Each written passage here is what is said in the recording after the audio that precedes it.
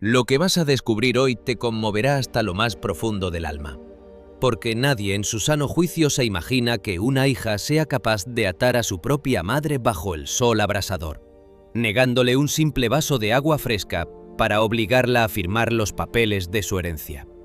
Pero lo que realmente te dejará sin aliento no es la pura maldad de esta mujer, sino la justicia divina que bajó de las montañas en el momento preciso. ¿Te imaginas a un majestuoso caballo negro, salvaje y sin dueño, apareciendo de la nada entre la polvareda para pararse como un escudo frente al látigo y defender a una abuela indefensa? Esta historia es real, es poderosa y toca las fibras más sensibles de la condición humana. Si alguna vez te has sentido abandonado, invisible o maltratado por quien debió amarte con todas sus fuerzas, te ruego que no te vayas. Tu corazón necesita escuchar este mensaje hoy mismo. Suscríbete y activa la campanita para que no te pierdas ni una sola de estas historias que tocan el alma y transforman vidas. Era uno de esos mediodías donde el aire parecía no querer moverse, como si estuviera cansado de respirar el mismo polvo de siempre. En el valle de San Lorenzo del Viento, el sol caía de plano, sin piedad ni filtros, sobre las láminas de zinc de las casas bajas, haciéndolas crujir bajo una temperatura que derretía los pensamientos y evaporaba las esperanzas. Los perros callejeros buscaban la sombra mezquina de los mezquites, y las gallinas permanecían inmóviles en los rincones del corral, con los picos abiertos, tratando de encontrar un soplo de frescura que no existía en kilómetros a la redonda. En el centro de este páramo, en el patio de la casa marcada por la herencia de los dolores familiares, la tierra estaba tan reseca que se resquebrajaba en pequeñas grietas, como si el suelo mismo tuviera sed de compasión. Allí, de rodillas sobre esa tierra ardiente, se encontraba doña Elena. A sus 76 años, Elena era una mujer hecha de hilos de fe y recuerdos antiguos. Su cabello, completamente blanco y delgado como la seda vieja, estaba recogido en una trenza deshecha que le caía sobre el hombro izquierdo, mezclándose con el polvo grisáceo del patio. Vestía un camisón de manta descolorido por las infinitas lavadas en el río, una prenda que alguna vez tuvo flores bordadas en el pecho, pero que ahora solo conservaba la sombra de los hilos celestes. Sus ojos, de un marrón apagado por las cataratas y el llanto silencioso, miraban al suelo con una resignación que helaba el pecho.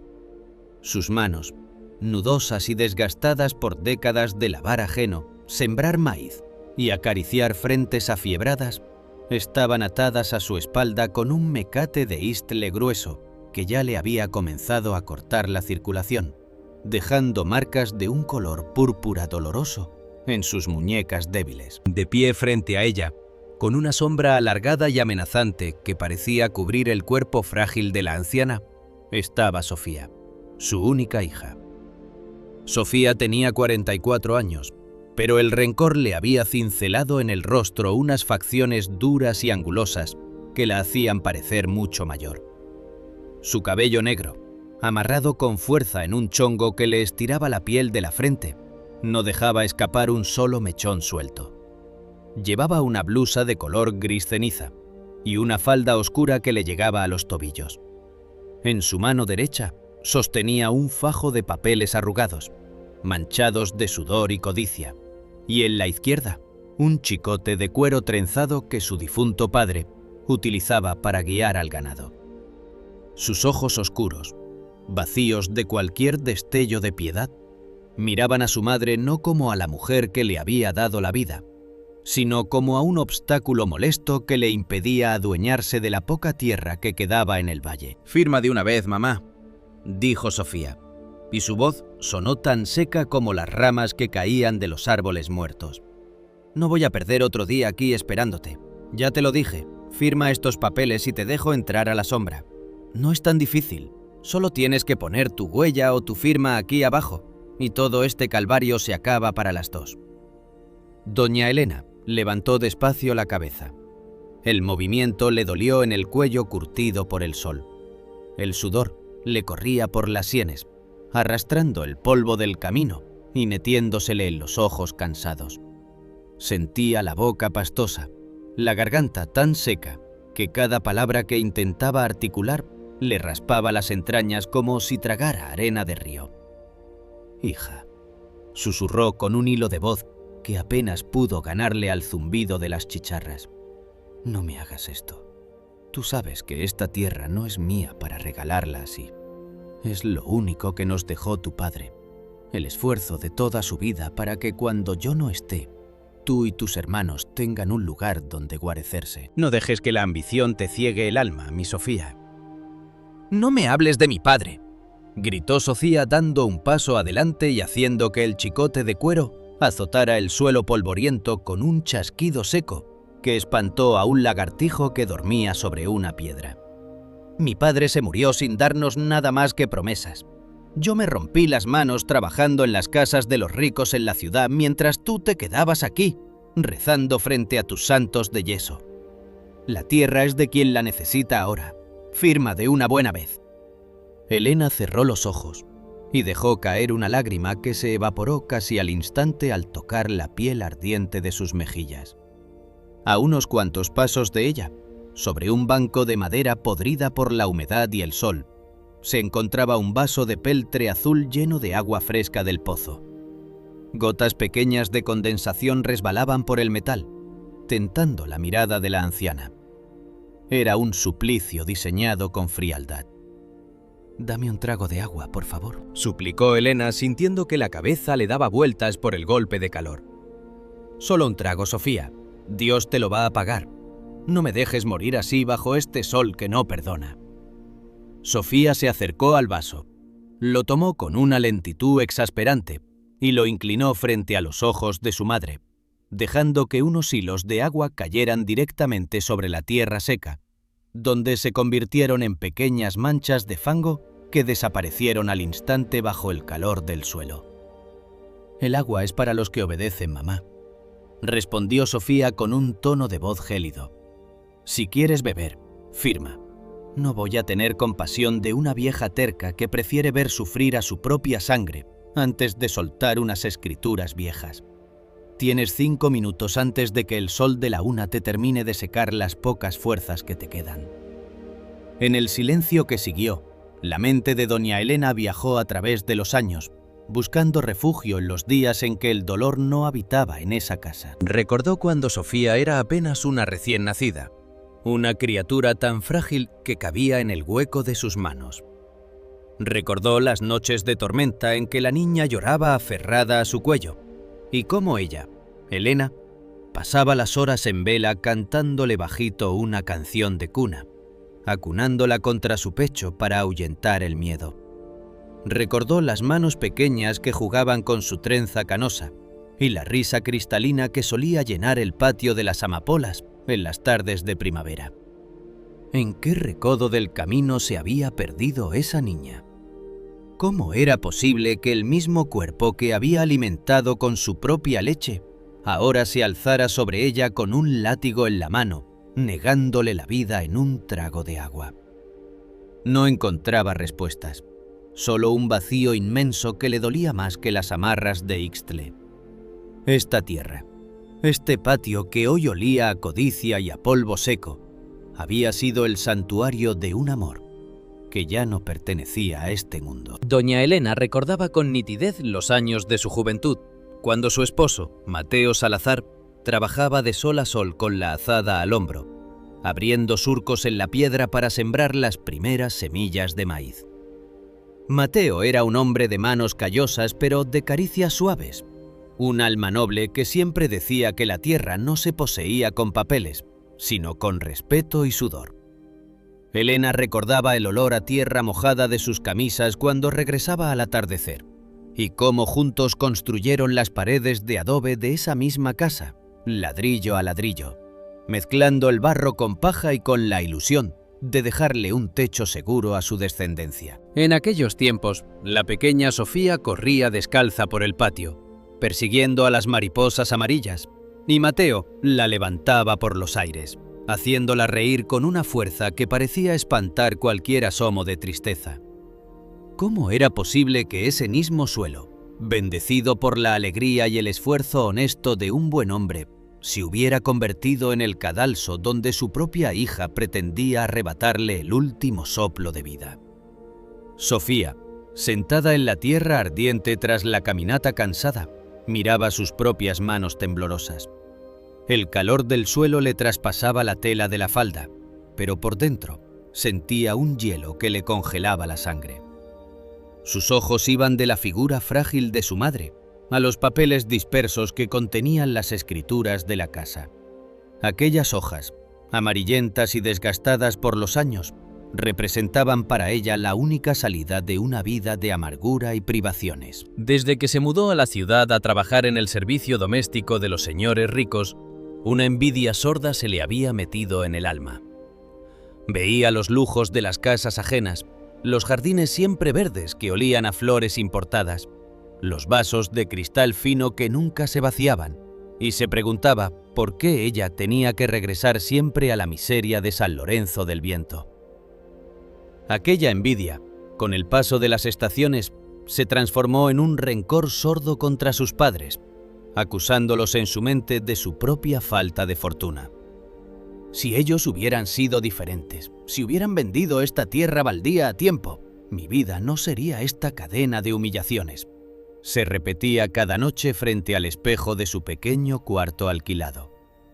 Y así, la codicia fue ganándole terreno a la memoria, hasta que la hija cariñosa de Mateo se desvaneció, dejando en su lugar a una mujer despiadada, capaz de atar a su propia madre bajo el sol para arrebatarle el último trozo de dignidad que le quedaba. Doña Elena, sin fuerzas ya para seguir suplicando a un corazón de piedra, levantó la mirada hacia la inmensidad del cielo azul. No había una sola nube, solo una luz dorada y pesada que parecía aplastar la tierra. Apretó los dientes, tragó la poca saliva que le quedaba y comenzó a orar con el alma, no con la boca. «Señor», pensó, y su oración resonó en el silencio de su mente con la fuerza de un coro de ángeles. «Tú que ves lo que los hombres callan, tú que conoces el dolor de esta sierva tuya, no te pido que castigues a mi hija, porque es mi sangre y mi carne, y el amor de una madre no sabe de venganzas. Te pido que me des la fuerza para resistir, y si ya ha llegado mi hora bajo este sol, recibe mi espíritu. Pero si aún tienes un propósito para mí, mándame una señal, un consuelo, aunque sea pequeño. No me dejes morir sola en este patio». Justo cuando la anciana terminó de pronunciar esas palabras en su pecho, un estremecimiento imperceptible recorrió el suelo. No fue un terremoto, sino una vibración sutil, un latido que comenzó en las raíces de los árboles y subió por las piedras del patio. Las gallinas, que habían estado en silencio, comenzaron a cacarear con nerviosismo. El aire, de pronto, se tornó un poco más fresco, trayendo un olor a hierbabuena silvestre y a pino que descendía directo desde la cordillera vecina. Sofía frunció el ceño. Sintió también la vibración bajo sus sandalias de cuero. Miró hacia los lados, buscando la causa de ese rumor sordo que parecía crecer con cada segundo. A lo lejos, en la ladera del Cerro de las Ánimas, una nube de polvo oscuro comenzó a levantarse, tapando por un instante el brillo del sol.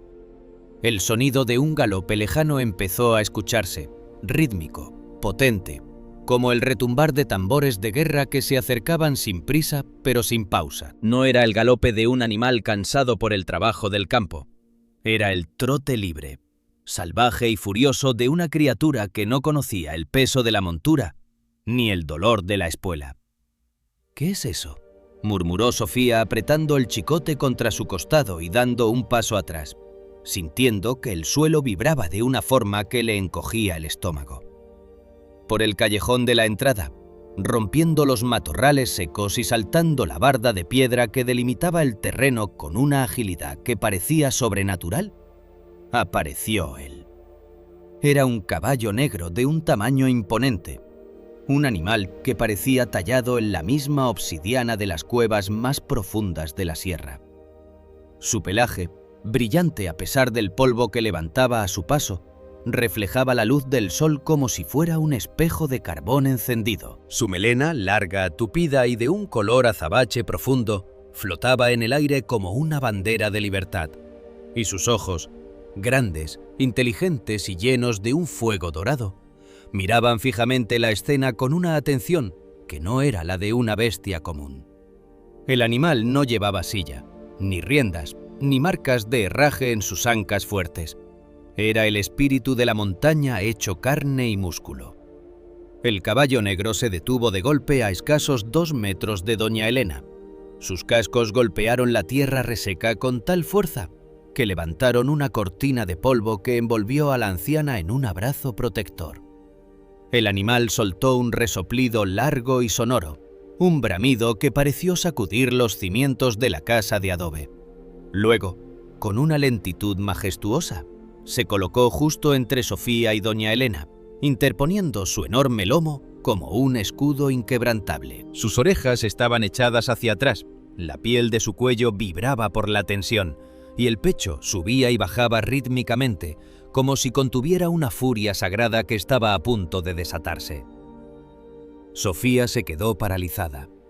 El aire se le congeló en los pulmones. El chicote de cuero temblaba en su mano derecha, y los papeles de la herencia comenzaron a humedecerse por el sudor de sus palmas.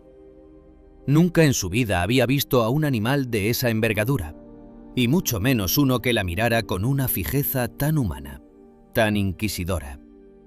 Los ojos dorados del caballo negro de la montaña parecían atravesarle la piel, buscando en los rincones de su alma desértica la razón de tanta crueldad. Era una mirada que no pedía explicaciones, era una mirada que juzgaba, que exponía la miseria de sus actos ante la luz del mediodía. ¡Fuera!, gritó Sofía, tratando de recuperar la voz que se le había escondido en la garganta. ¡Fuera de mi patio, bestia salvaje!, levantó el chicote con la intención de asustar al animal. Pero antes de que el cuero pudiera cortar el aire, el caballo negro se alzó sobre sus patas traseras con una agilidad pasmosa. Su figura recortada contra el sol parecía la de un gigante de sombra que reclamaba la justicia de la tierra. Soltó un relincho tan agudo, tan potente y tan lleno de eco, que las láminas de zinc del techo vibraron con fuerza, y el zumbido de las chicharras cesó de golpe. El sonido del relincho viajó por todo el callejón de las amapolas, colándose por las ventanas abiertas de las casas vecinas, haciendo que doña Tomasa, don Tiburcio y los niños que jugaban en la calle Benito Juárez se quedaran mudos, sintiendo un frío repentino en la nuca. Era un grito que no pertenecía al orden natural de las cosas. Era un llamado de advertencia, una campana que convocaba a los hombres del pueblo a presenciar lo que la sombra quería ocultar. A lo lejos, el eco del potente relincho del caballo negro seguía vibrando en el ambiente. En la esquina del callejón, doña Tomasa interrumpió su labor de moler maíz. El sonido le había parecido tan extraño, tan cargado de una urgencia divina, que dejó caer el mazo de piedra sobre el metate y se asomó a la calle con el rebozo apretado contra el pecho. Don Tiburcio, que en ese momento reparaba una azada en su herrería, detuvo el golpe del martillo sobre el yunque. El aire caliente traía un murmullo que no era común en San Lorenzo del Viento. Algo estaba pasando al final del callejón de las amapolas, en la casa de la viuda de Mateo Salazar. Los niños que jugaban a la rayuela bajo la sombra del gran mezquite dejaron caer los gises y miraron hacia la ladera del cerro, de donde aún se levantaba la polvareda que el majestuoso animal había dejado a su paso. Una premonición colectiva, de esas que solo ocurren en los pueblos pequeños donde la vida transcurre despacio y en silencio, se apoderó de todos.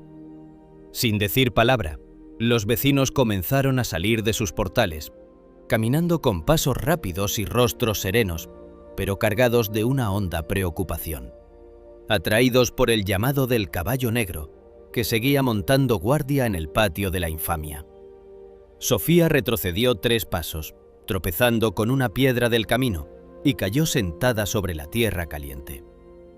El chicote se le resbaló de los dedos, y los papeles de la herencia volaron unos centímetros, dispersándose entre la maleza seca como hojas muertas que el viento no quería conservar. El miedo, un miedo primitivo y frío, se le instaló en el pecho, haciéndola temblar de pies a cabeza. Miró al caballo negro desde el suelo, sintiéndose pequeña, insignificante ante la inmensidad de esa fuerza que la vigilaba. El caballo negro no se movía. Su respiración profunda y pausada era lo único que rompía la quietud absoluta del patio.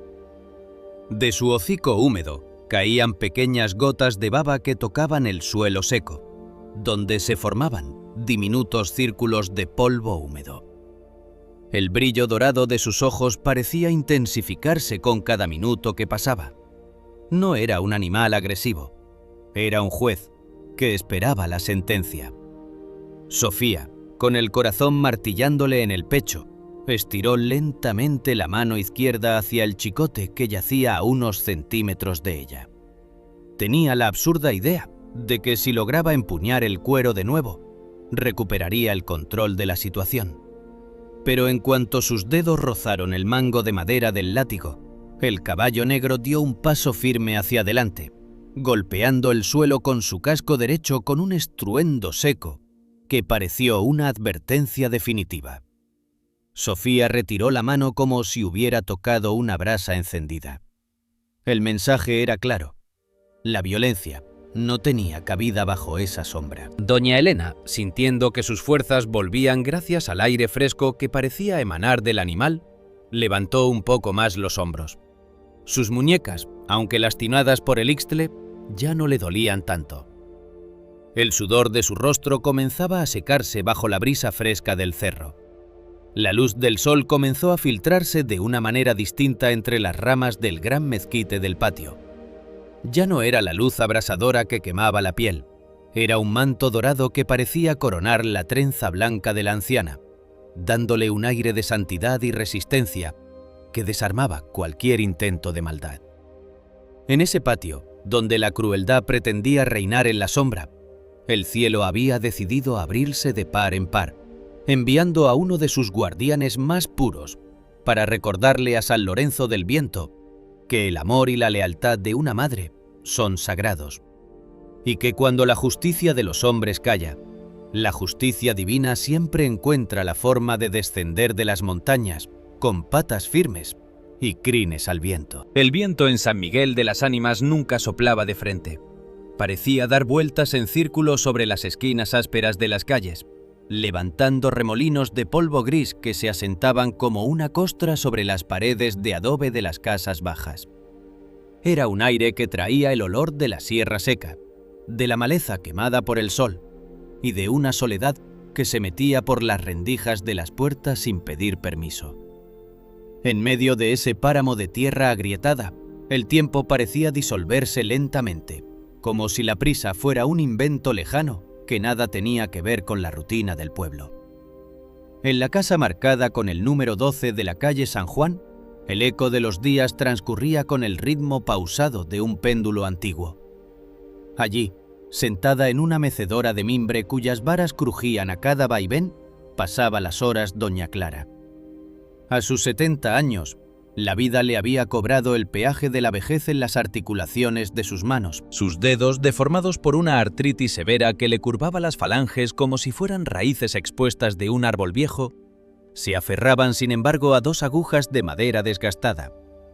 Tejía despacio, con un empeño que parecía más un acto de resistencia que una labor doméstica. La lana azul, deshilachada y opaca, provenía de un viejo suéter deshecho que alguna vez perteneció a su difunto esposo, Manuel.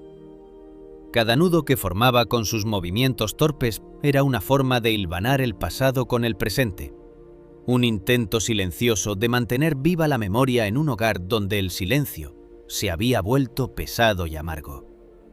El único refugio inquebrantable de Clara no estaba en las paredes de adobe que ella misma ayudó a blanquear con cal hacía décadas, sino en el desgastado rosario de cuentas de madera de olivo que llevaba colgado del cuello. Aquel rosario, cuyas cuentas se sentían suaves y pulidas por el roce constante de sus dedos a lo largo de los años, Era la única herencia que conservaba de su madre. Cuando el dolor de los huesos se le hacía insoportable, o cuando las sombras del patio parecían alargarse con una hostilidad inexplicable, Clara cerraba los ojos, tomaba la primera cuenta entre el índice y el pulgar de su mano derecha y comenzaba a desgranar sus oraciones en un susurro apenas audible, un murmullo que se confundía con el siseo del viento contra los cristales de la ventana. Sin embargo, la paz de esa casa humilde se había convertido en un lejano recuerdo desde el día en que su única hija, Vanessa, cruzó el umbral del portón de madera. Vanessa había regresado de la gran ciudad hacía apenas 3 meses, huyendo de las deudas que la asfixiaban y arrastrando el peso muerto de un divorcio difícil que le había dejado el alma agria y los ojos fríos. A sus 38 años, Vanessa era una mujer de mandíbula rígida y facciones tensas, como si viviera en un estado de alerta constante contra un enemigo invisible. Vestía siempre ropas oscuras que contrastaban con la claridad del desierto y caminaba con pasos rápidos e impacientes que hacían retumbar el suelo de cemento de la estancia. Vanessa culpaba a su madre de todas sus desgracias. En los peores momentos de su enojo, cuando el teléfono no dejaba de sonar con las llamadas de los acreedores exigiendo pagos que no podía realizar, la mujer se paraba frente a la mecedora de Clara y la fulminaba con una mirada cargada de un resentimiento antiguo, acumulado en los años de ausencia. Si me hubieras apoyado cuando te lo pedí, si no hubieras sido tan terca de quedarte en este pueblo miserable, mi vida sería diferente, solía repetir Vanessa, con una voz que cortaba el aire como una hoja de afeitar. Pero preferiste quedarte aquí, aferrada a estas paredes viejas que no valen nada, mientras yo me hundía en la miseria de la ciudad. Clara la escuchaba sin levantar la voz.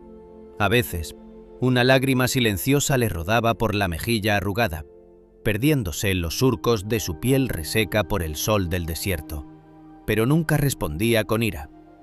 En su mente se activaba de inmediato un recuerdo lejano, una imagen nítida de Vanessa, cuando era una niña de apenas 5 años, corriendo descalza por el patio trasero con un vestido amarillo de flores, riendo con una inocencia cristalina que parecía imposible que se hubiera extinguido por completo. Clara se preguntaba en qué momento el corazón de su niña se había llenado de tanta hiel, en qué curva del camino la dulzura de su infancia se había transformado en esa amargura rígida que ahora gobernaba la casa. Con el paso de las semanas, las quejas verbales y los reproches hirientes de Vanessa comenzaron a mutar en algo mucho más oscuro y opresivo. El maltrato ya no solo consistía en gritos e insultos que los vecinos del callejón escuchaban con una mezcla de lástima y temor. Se convirtió en una prisión física y silenciosa que se fue estrechando alrededor de la anciana como una soga invisible. El patio trasero de la casa albergaba una vieja bodega construida con bloques de adobe gris y un techo de láminas de asbesto que acumulaba el calor de manera sofocante durante el día y el frío helado durante la noche. Aquella bodega, que alguna vez sirvió para guardar sacos de maíz, herramientas oxidadas y arreos viejos de labranza, se convirtió en el destino final de Clara. Vanessa comenzó a encerrarla allí con el pretexto de que su presencia en la casa principal la ponía nerviosa y le impedía concentrarse en resolver sus problemas financieros. La primera vez que Vanessa empujó a su madre hacia la bodega, el movimiento fue lento, casi experimental, como si quisiera medir la resistencia de la anciana. Clara no opuso fuerza física. Sus piernas artríticas apenas podían sostener el peso de su cuerpo y sus manos deformadas no tenían la capacidad de aferrarse a los marcos de las puertas. Sus zapatillas de tela vieja se arrastraron por la tierra del patio, levantando una pequeña nube gris que se asentó sobre las flores marchitas de sus macetas. «Aquí vas a estar más tranquila, mamá», dijo Vanessa, mientras empujaba la pesada puerta de madera carcomida por las polillas. «Así no me molestas con tus rezos de todo el día. Ya no soporto escuchar ese rum-rum constante de tu rosario». El sonido metálico del cerrojo de hierro al cerrarse por fuera y el chirrido áspero del candado oxidado al encajar en la argolla retumbaron en los oídos de Clara como una sentencia definitiva. El interior de la bodega estaba sumido en una penumbra polvorienta, rota únicamente por un delgado rayo de sol que se filtraba a través de una grieta en la pared superior de adobe, iluminando miles de motas de polvo que flotaban en el aire estancado. El olor a humedad vieja, a ratones y a maíz rancio llenó las fosas nasales de la anciana, haciéndola toser débilmente. Vanessa no solo la privó de la luz del sol y de la comodidad de su mecedora, también comenzó a racionarle el alimento y el agua con una crueldad calculada. A veces pasaban más de 24 horas sin que la puerta de madera se abriera. Cuando finalmente lo hacía, Vanessa entraba con un plato de frijoles fríos y un vaso de agua tibia, pero no los dejaba sobre la mesa de madera rústica de inmediato. Sostenía el plato frente a los ojos hundidos de su madre, utilizándolo como un instrumento de extorsión. «Solo tienes que darme las escrituras de la casa, mamá», decía Vanessa, con los ojos fijos en la fragilidad de Clara. «Firma la cesión de derechos para que pueda vender este nido de ratas a los compradores de la ciudad y pagar lo que debo. Una vez que lo hagas, te juro que te llevaré a un asilo bonito donde te cuiden bien. Pero si te sigues negando, aquí te vas a quedar, hasta que entiendas quién tiene el control ahora». Clara sentía que el estómago se le encogía por el hambre y que la garganta se le cerraba por la sed. La tentación de ceder, de entregar ese trozo de papel amarillento que guardaba bajo un ladrillo suelto en la casa principal, era inmensa. Sin embargo, no era por egoísmo por lo que se resistía. Sabía que si entregaba la casa, Vanessa gastaría el dinero en pocos meses y se quedaría sin un solo refugio en la vida, condenada a una miseria aún mayor y a una culpa que terminaría por consumir los pocos restos de humanidad que le quedaban en el alma. Para Clara, conservar la casa era la única forma de proteger a su hija de su propia autodestrucción. Aislada del mundo, Clara pasaba las horas sentada sobre un montón de costales de yute vacíos en un rincón de la bodega. El frío de la noche desértica le calaba los huesos, haciendo que sus articulaciones artríticas se inflamaran y le dolieran con una intensidad que le arrancaba gemidos ahogados en la oscuridad. El único alivio que encontraba era aferrarse con sus dedos nudosos a las cuentas del rosario. En medio de la penumbra, sus labios agrietados se movían sin emitir sonido alguno, repitiendo las mismas oraciones que su madre le había enseñado cuando el mundo parecía un lugar más amable. No oraba por su propia liberación. No le pedía a Dios que castigara a Vanessa, ni que le mandara un rayo para romper el cerrojo de la bodega. Su oración era siempre la misma, una súplica constante y profunda que nacía desde lo más íntimo de su corazón de madre.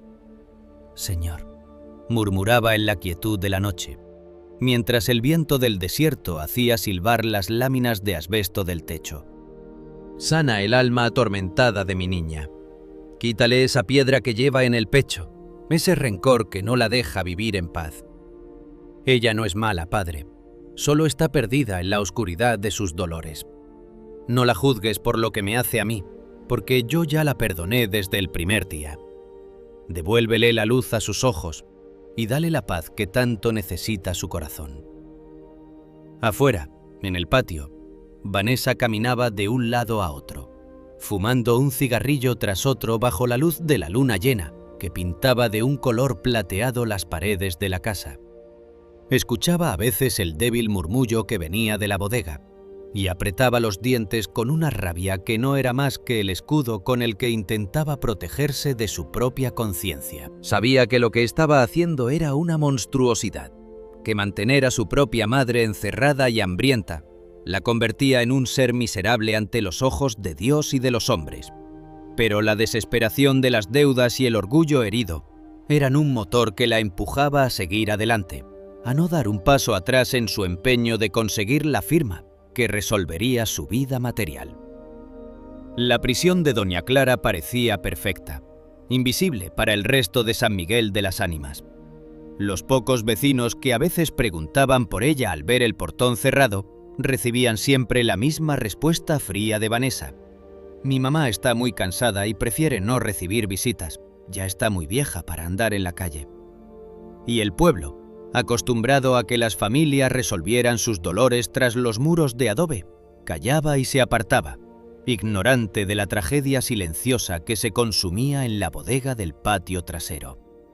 Pero en medio de esa oscuridad autoimpuesta, la fe de Clara permanecía intacta. Sus fuerzas físicas se desvanecían con cada día que pasaba sin comer lo suficiente, pero su espíritu se mantenía firme, sostenido por la certeza absoluta de que el sufrimiento no era en vano y de que el cielo no se había olvidado de ella.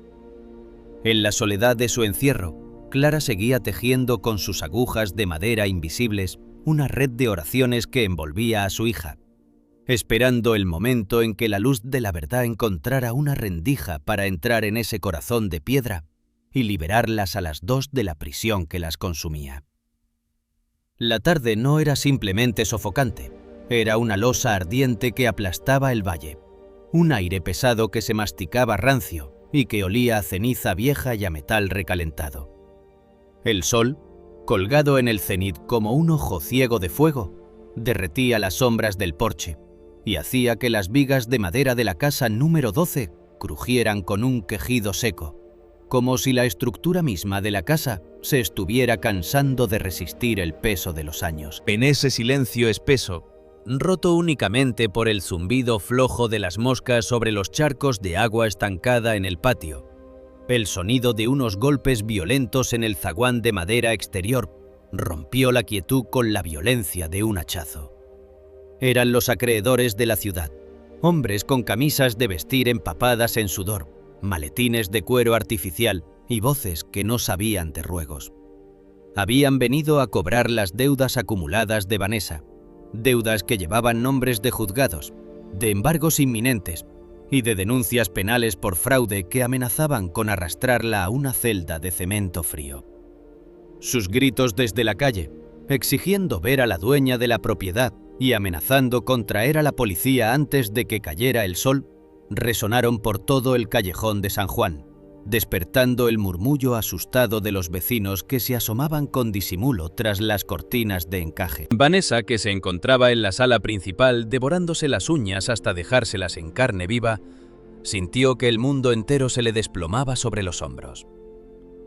Un sudor frío le resbaló por la nuca, empapándole el cuello de la blusa oscura, y el pánico le transformó el rostro en una máscara de desesperación y rabia descontrolada. No había más tiempo. El agua le llegaba al cuello, y la única balsa de salvación que le quedaba era esa firma, ese maldito pedazo de papel amarillento que contenía las escrituras de la casa, y que su madre se obstinaba en proteger como si fuera un tesoro sagrado. Con la mente nublada por el pánico de verse tras las rejas, Vanessa cruzó el patio a grandes zancadas, haciendo que sus zapatos taconearan con furia sobre la tierra seca. Llegó a la puerta de la vieja bodega de adobe y con manos temblorosas y torpes retiró el candado oxidado de un solo tirón. La puerta se abrió con un chirrido que pareció un grito de dolor. En la penumbra polvorienta, doña Clara permanecía sentada sobre el montón de costales de yute, con el rosario de madera de olivo apretado contra su pecho, como si fuera la última ancla que la unía al mundo de los vivos. Sin mediar palabra, con una fuerza bruta nacida de la desesperación más absoluta, Vanessa tomó a su madre del brazo derecho. Los dedos de la hija se hundieron sin piedad en la piel delgada y frágil de la anciana, donde la carne apenas si cubría los huesos desgastados por la vejez. «¡Muévete, vieja terca!», gritó Vanessa, y su voz no parecía la de un ser humano, sino un chillido ronco que venía del fondo de su propio infierno. «¡Se acabó el tiempo! Hoy firmas o de aquí no sale ninguna viva». Clara intentó ponerse de pie, pero sus rodillas atrofiadas por la artritis no respondieron al esfuerzo. Su cuerpo frágil cayó de bruces sobre el suelo de tierra de la bodega, arrastrándose entre el polvo y la paja seca. Vanessa, ciega de ira, no detuvo su marcha. Arrastró a su madre hacia el patio exterior, jalándola por la tela descolorida de su camisón de manta, que se rasgó al rozar las piedras del suelo. Los pies descalzos de la anciana dejaron 2 surcos débiles en la tierra ardiente del patio. Un rastro de polvo gris que parecía marcar el camino del calvario doméstico. Llegaron al porche de la casa, donde un grueso pilar de madera de pino viejo sostenía el alero del tejado. El pilar, astillado por el sol de décadas y carcomido en sus bordes por la intemperie, se sentía caliente como un hierro de marcar. Vanessa tomó un mecate de ixtle grueso que estaba tirado junto al lavadero, un lazo áspero que se utilizaba para amarrar la leña, y comenzó a rodear el cuerpo de Clara contra la madera del pilar con una prisa frenética.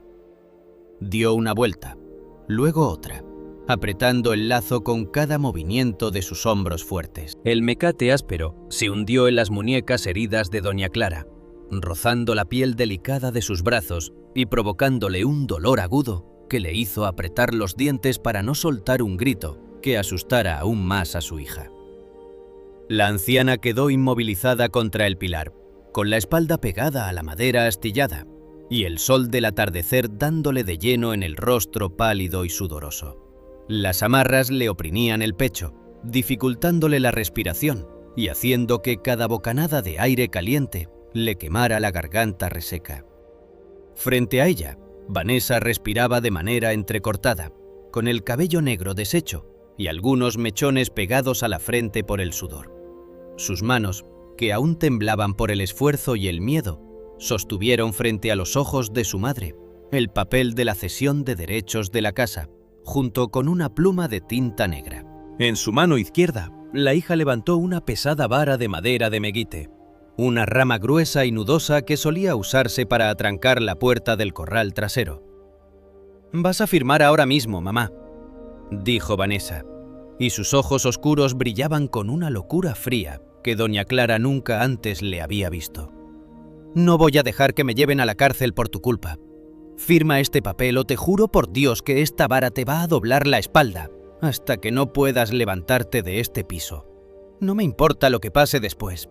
Firma». Doña Clara miró el trozo de papel arrugado que bailaba ante sus ojos bajo el brillo implacable del sol.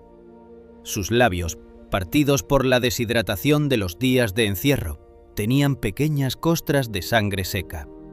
Sentía que el pulso se le aceleraba en las sienes, un tamborileo sordo que le nublaba la vista y le hacía ver el patio como un paisaje borroso de sombras movedizas. Sabía que sus fuerzas físicas se estaban agotando, que el corazón le fallaba bajo el esfuerzo de resistir la temperatura sofocante y el dolor de las amarras de ixtle.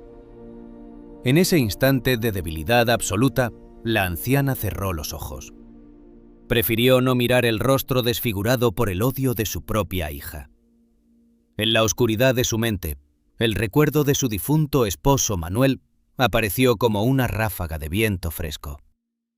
Recordó el día en que Manuel trajo a la casa a Sombra, un imponente caballo negro de alzada majestuosa y pelaje oscuro, que parecía haber sido tallado en la medianoche más profunda. Manuel solía decir que Sombra no era un caballo común, que tenía un entendimiento que iba más allá del instinto, una lealtad férrea que solo se entregaba a quienes lo trataban con el corazón abierto. Cuando Manuel falleció hacía 5 años, Sombra rompió la cerca del corral y huyó hacia la sierra. Todos en el pueblo de San Miguel de las Ánimas creyeron que el animal se había perdido para siempre en la inmensidad del monte, devorado por la sequía o por los pumas de la cordillera. Pero Clara, en sus largas noches de oración, siempre sintió que el caballo seguía vivo en algún rincón de las montañas, vigilando la casa desde el silencio de las rocas. Sintiendo que la vara de mezquite se elevaba en el aire y que el primer golpe de su hija estaba a punto de caer sobre sus hombros cansados, Clara levantó su rostro marchito hacia el cielo azul que comenzaba a teñirse de un tono anaranjado y cruel. Con las pocas fuerzas que le quedaban en el pecho, exclamó con una voz rota que, sin embargo, llenó el patio con la fuerza de un lamento ancestral. «Señor, si aún me ves en esta tierra, envíame tu fuerza, no por mí, padre, sino por el alma de mi hija». Las palabras de la anciana flotaron en el aire caliente como un susurro sagrado. Y en ese instante supremo, Justo cuando la vara de madera iniciaba su descenso, un estruendoso relincho, un bramido tan agudo, potente y lleno de furia que pareció quebrar el eco de las montañas, resonó desde las profundidades del Cañón de las Ánimas. Fue un sonido que heló la sangre de Vanessa, haciéndola detener la vara a mitad del trayecto. El aire pareció detenerse por un segundo, y el suelo del patio comenzó a vibrar con un ritmo acelerado, un retumbar de cascos poderoso que bajaba a gran velocidad por la ladera del Cerro de las Ánimas, donde los matorrales secos crujían y se apartaban como si una tormenta negra los estuviera barriendo. De entre el espeso matorral espinoso, envuelto en una nube de polvo gris que parecía fuego en el atardecer, apareció Sombra. Era el mismo caballo negro de Manuel, pero ahora se veía aún más imponente, con el cuerpo lleno de cicatrices de sus años de libertad salvaje en el monte. La crin larga y alborotada flotando como una bandera de medianoche, y los ojos brillando con un fuego dorado y salvaje que no conocía el miedo de los hombres. El majestuoso animal corrió con furia directa hacia el patio exterior de la casa de los Salazar. Sombra no disminuyó la velocidad al acercarse al límite de la propiedad. Con el pecho musculoso y las patas firmes clavadas en la carrera, embistió el cerco de alambre de púas que Manuel había colocado años atrás para proteger el huerto. El sonido del alambre al romperse, tensándose y reventando en pequeñas espirales metálicas que brillaron al sol como cuchillas, se mezcló con el crujido de los postes de madera carcomida que saltaron en pedazos bajo la fuerza del impacto. El caballo negro irrumpió en el patio levantando una tormenta de tierra y piedras secas que obligó a Vanessa a cubrirse el rostro con los brazos para protegerse de los proyectiles de polvo. El animal dio un giro brusco sobre sus cascos traseros, resoplando con fuerza por sus fosas nasales húmedas, y se plantó de golpe justo frente al porche, interponiéndose como una muralla de obsidiana viva entre la hija y la madre amarrada al pilar. Su pecho subía y bajaba con un ritmo acelerado y violento, y sus ojos dorados, fijos en Vanessa, destellaban con una furia silenciosa que juzgaba el alma de la mujer antes de que ésta pudiera dar un solo paso más. El milagro había bajado de las montañas en el cuerpo de un caballo indomable, y el tiempo de la impunidad en esa casa de adobe acababa de llegar a su fin. Sombra se interpuso como una muralla de pelaje azabache entre Vanessa y doña Clara, ocupando con su imponente presencia el espacio que separaba la furia desatada del desamparo absoluto. La temperatura del aire, que hacía solo unos minutos quemaba la garganta, pareció descender de golpe bajo el influjo de aquel animal de medianoche. De su lomo musculoso, marcado por las cicatrices grises de las espinas de la sierra, emanaba un calor vivo y un olor a pasto silvestre húmedo y a intemperie que llenó las fosas nasales de la anciana, devolviéndole por un instante la lucidez que el calor le estaba arrebatando. El caballo resoplaba con un gemido sordo, un bramido gutural que parecía nacer en las entrañas de las montañas y que hizo vibrar la tierra seca del patio, levantando diminutos remolinos de polvo grisáceo alrededor de sus cascos firmes y oscuros. Cuando Vanessa, cegada por la humillación de verse desafiada en su propio terreno por una bestia salvaje, intentó levantar la pesada vara de madera de mezquite para espantarlo, el tiempo pareció detenerse en una transición agónica. El sudor le corría por las sienes, resbalándole por la mandíbula tensa, y sus dedos, resbaladizos por la humedad del miedo, se aferraron con desesperación a las asperezas de la rama. Pero antes de que el brazo de la hija pudiera iniciar el movimiento descendente, Sombra reaccionó con una velocidad y una fuerza que parecieron dictadas por un mandato divino. El caballo negro se alzó sobre sus patas traseras, recortando su silueta gigantesca contra el cielo anaranjado del atardecer.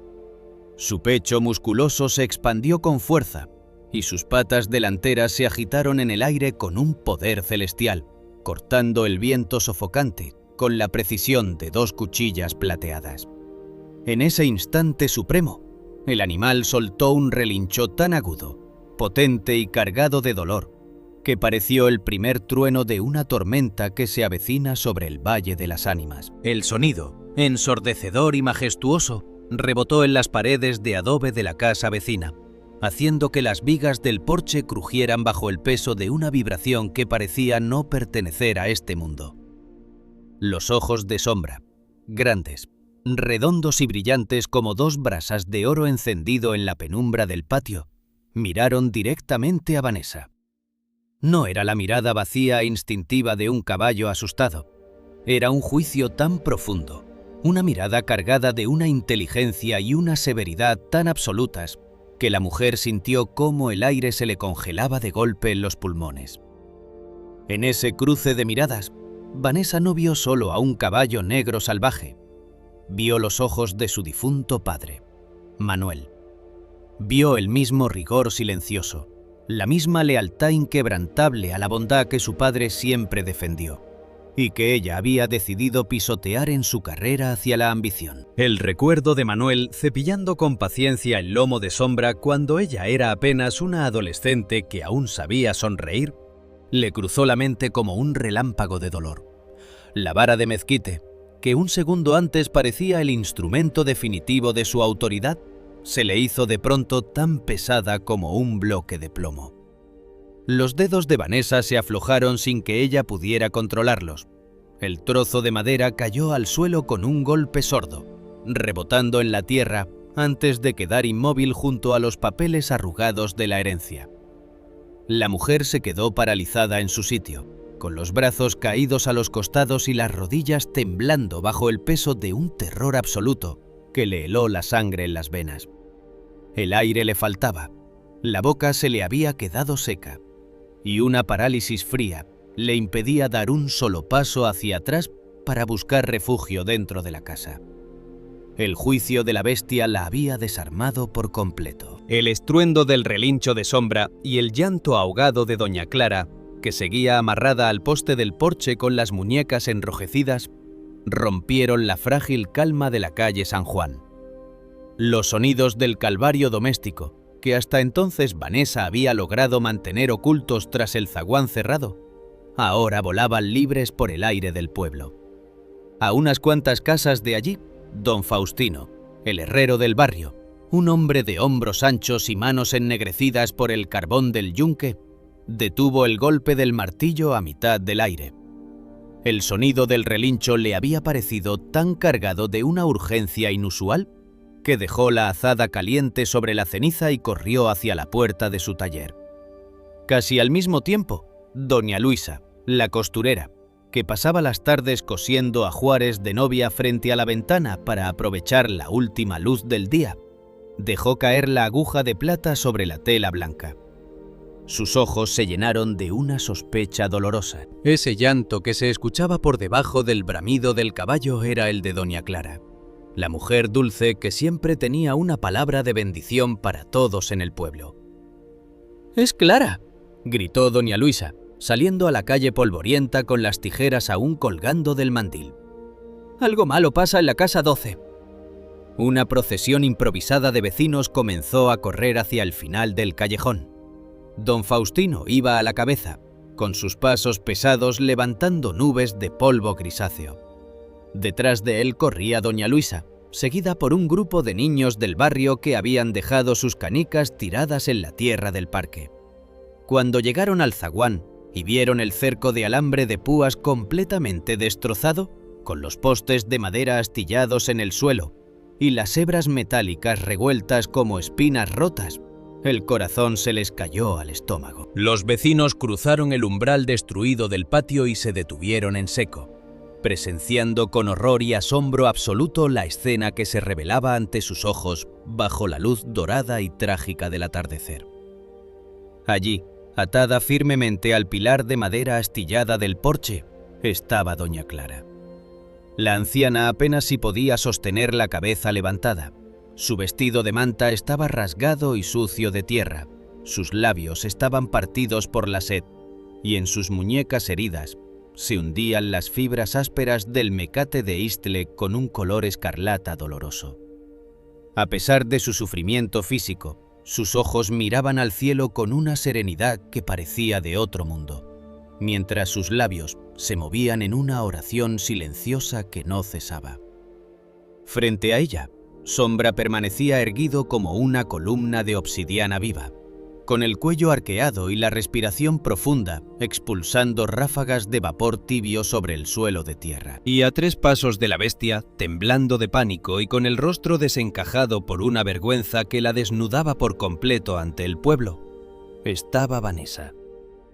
La hija despiadada ya no tenía el chicote en la mano, ni la vara de mezquite, ni la altivez que la caracterizaba. Parecía una niña pequeña que acababa de ser descubierta cometiendo una travesura monstruosa, con las lágrimas del miedo resbalándole por las mejillas y los labios apretados en un intento inútil de ocultar su derrota. «¡Santo Dios de los cielos!», exclamó doña Luisa, llevándose las manos al rostro con un gesto de dolor infinito. «¿Qué le has hecho a tu madre, Vanessa? ¿Cómo te has atrevido a amarrarla de esa forma?». Don Faustino dio un paso adelante, con la mandíbula apretada por una ira sorda que le endurecía las facciones del rostro. Miró a doña Clara, luego al caballo negro que seguía haciendo guardia en silencio, y finalmente clavó sus ojos en Vanessa con una decepción que pesaba más que cualquier condena. «Esto es una infamia», dijo el herrero, y su voz gruesa resonó en el patio con la firmeza de un yunque. «Una hija que levanta la mano contra quien le dio la vida no merece llamarse persona. Mírate, Vanessa, temblando ante un animal que tiene más decencia y lealtad en las pezuñas de lo que tú tienes en todo el cuerpo». Los niños del barrio se quedaron amontonados detrás de doña Luisa, mirando a Sombra con ojos muy abiertos, llenos de un respeto reverente que rozaba la superstición. Ninguno de ellos hacía ruido.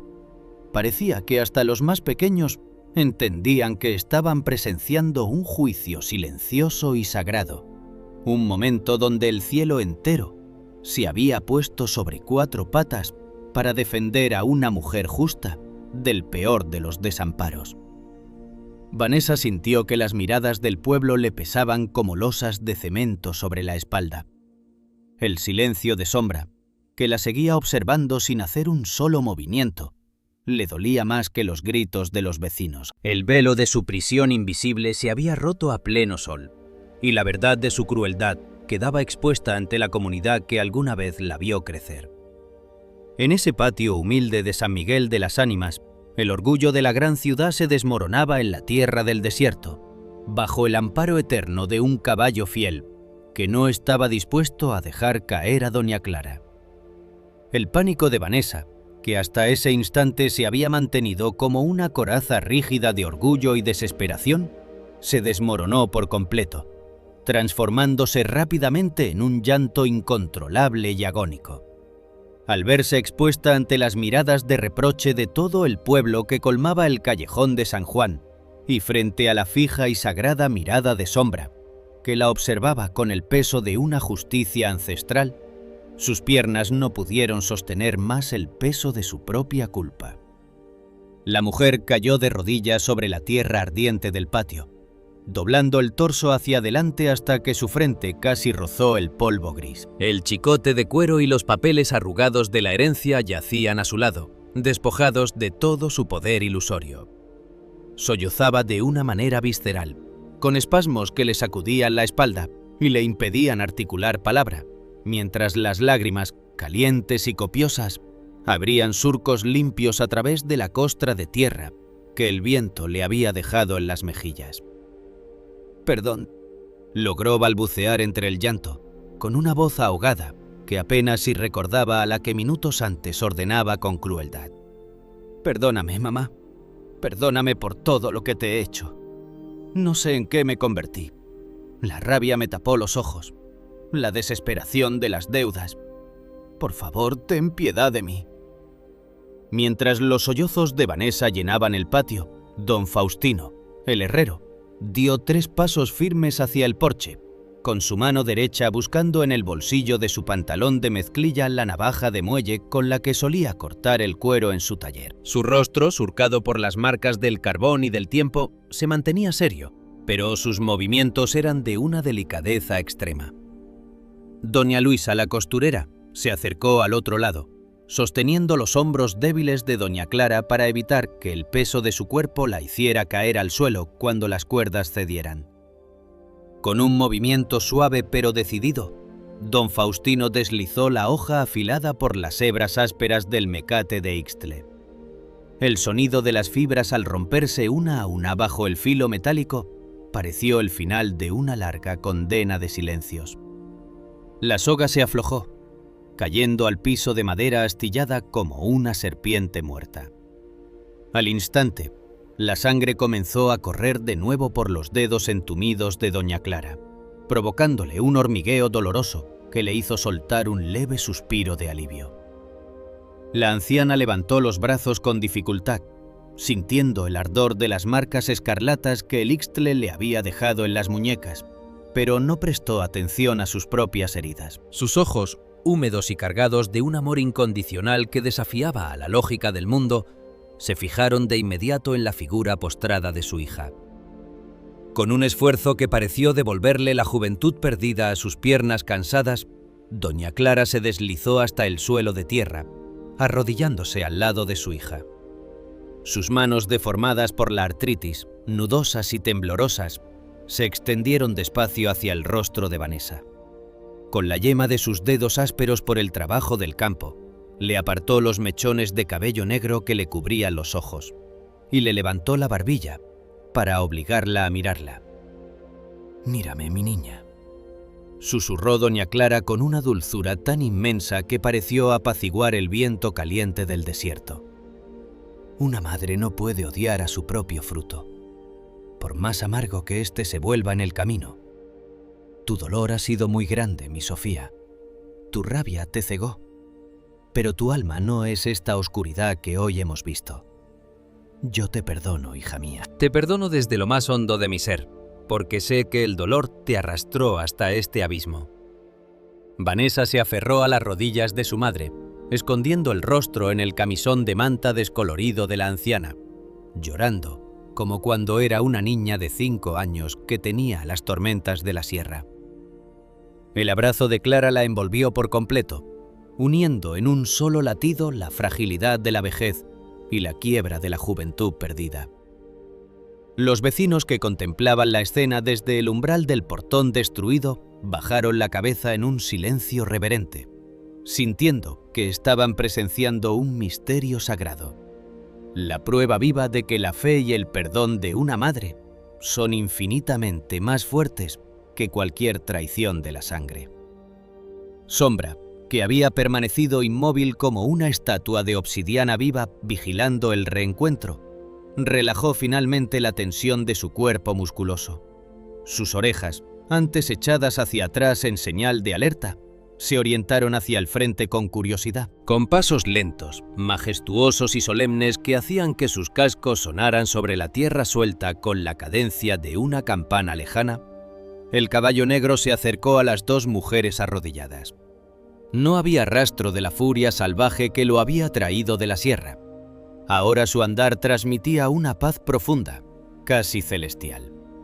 El animal bajó el cuello con una suavidad increíble, aproximando su hocico húmedo y tibio a la cabeza de doña Clara. Con una delicadeza que arrancó un suspiro colectivo de la multitud, Sombra apoyó su frente contra la frente arrugada de la anciana, en un mudo y sagrado saludo de despedida. Clara cerró los ojos, sintiendo el calor del animal y la certeza innegable de que, en ese contacto, el espíritu de su difunto Manuel le estaba enviando un último mensaje de amor y de amparo desde el otro lado de la vida. «Gracias, Sombra», murmuró Clara en un susurro que solo el caballo pudo escuchar. «Ve en paz, muchacho. Tu misión aquí ha terminado». El caballo negro levantó la cabeza alto, muy alto, mirando por última vez a Vanessa con unos ojos dorados que ya no contenían juicio, sino una serena advertencia de paz. Luego, dio media vuelta sobre sus cascos traseros, sacudiendo su larga crin azabache al viento del atardecer. Trotó pacíficamente hacia el portón destruido, cruzando entre la multitud de vecinos que se apartaban con respeto y asombro, abriéndole paso como si se tratara de un rey de la montaña. El animal apuró el paso al llegar al límite del pueblo, perdiéndose rápidamente entre la densa maleza del Cerro de las Ánimas, regresando a la libertad absoluta de las alturas, de donde había bajado para salvar a una inocente. Los meses transcurrieron despacio en San Miguel de las Ánimas, pero la vida en el pueblo cambió por completo desde aquella tarde trágica y milagrosa. El viento del desierto seguía levantando polvo sobre las calles de adobe, pero el aire que se respiraba ya no era el mismo. El orgullo de Vanessa se había disuelto en la tierra del patio, dando paso a una transformación silenciosa y profunda que todos en la calle San Juan contemplaban con admiración. La hija que antes vestía de amargura y deudas comenzó su propio camino de sanación de la única manera en que las almas rotas pueden reconstruirse: sirviendo a los demás. Cada mañana, antes de que el sol de la sierra comenzara a calentar las piedras del callejón, se veía a Vanessa caminando con un cubo de agua fresca y una canasta de pan de elote hacia las casas de los ancianos más necesitados del barrio. Ayudaba a limpiar los patios de doña Tomasa, acompañaba al taller a don Faustino para barrer la viduta de hierro y pasaba las tardes cosiendo junto a doña Luisa, aprendiendo el oficio de la costura con una paciencia que nadie le conocía. Su mandíbula rígida se había ablandado, sus ojos oscuros habían recuperado el destello de la compasión, y su voz ya no sonaba a reproche, sino a un consuelo humilde que buscaba reparar, paso a paso, el dolor que alguna vez infligió en su propia casa.